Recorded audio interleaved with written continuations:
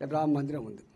మీకు తెలుసు మహమ్మద్ గోరి ఎన్నిసార్లు దండయాత్ర చేశాను, 7 సార్లు దండయాత్ర చేశానని చదువుకో చరిత్ర అది. పరాయి దేశస్తులు దండయాత్ర చేసినప్పుడు మొట్టమొదటిగా లొంగిపోకపోతే చెరబట్టేది రాజును, రాజు కుటుంబం చెరబడుతుంది. మన చరిత్ర చూస్తూ ఉంటాం. ఆ రాజు చేసిండ్రు, ఆ రాజు లొంగిపోతే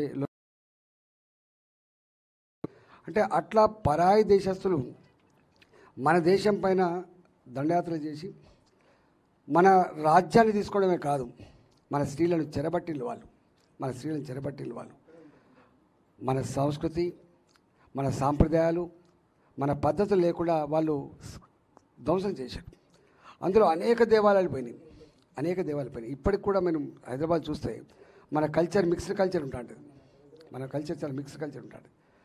అట్లా చెరబట్టిన సందర్భంలో అందులో కోల్పోయినటువంటి మన విశ్వాసం, అయోధ్య రామ మందిరం 500 ఏళ్ళ నాడు కోల్పోతే 100 మంది చనిపోయారు.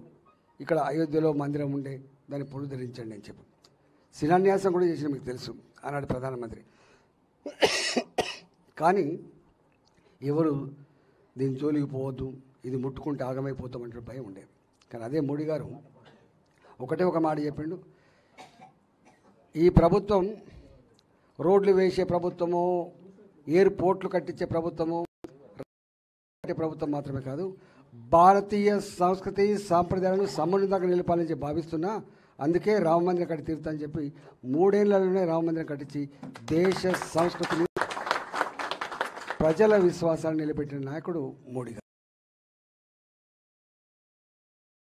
ఇవాళ మా విశ్వాసం ఇదని చెప్పింది.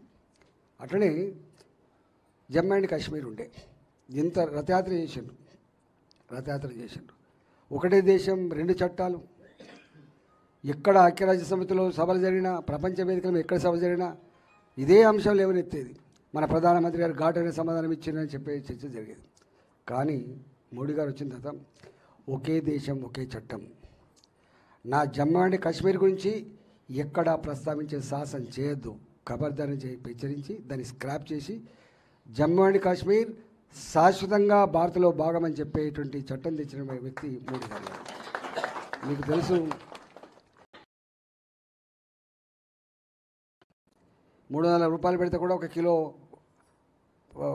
ఆటా దొరికే పరిస్థితి లేదు, గోధుమ దొరికిన పరిస్థితి వచ్చింది.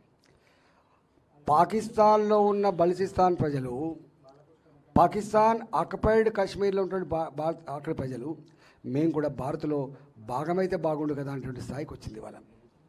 That is India today. First మీరు యుద్ధం ఆపండి, మా పిల్లలు మీరు షిఫ్ట్ చేసుకుంటామని చెప్పి మన భారత విమానాలలో మన మంత్రులు పోయి మన జెండా కట్టి మన పిల్లల్ని తీసుకొచ్చడే కాకుండా ప్రపంచంలో ఇతర దేశాల పిల్లలు కూడా కాపాడిన ఘనత కూడా భారత్ దక్కింది. ఒకప్పుడు మన పరిచయాలు వేరు కావచ్చు. ఇప్పుడున్న పరిస్థితులలో నిన్ను గెలిపించుకుంటాం అని మీ అంతటా మీరే ముందుకొచ్చినందుకు మీకు ధన్యవాదాలు చేస్తూ ఉన్నాం. నేను మీకు కొత్త కాదు.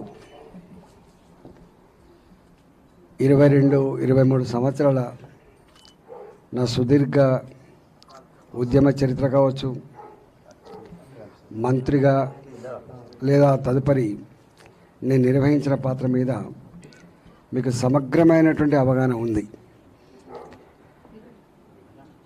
ఈ ఎన్నికలు దేశానికి సంబంధించిన ఎన్నికలని చెప్పి నేను చెప్పట్లే. ఇప్పుడు మొట్టమొదటిసారిగా ప్రజలు చెప్పుకుంటున్నారు.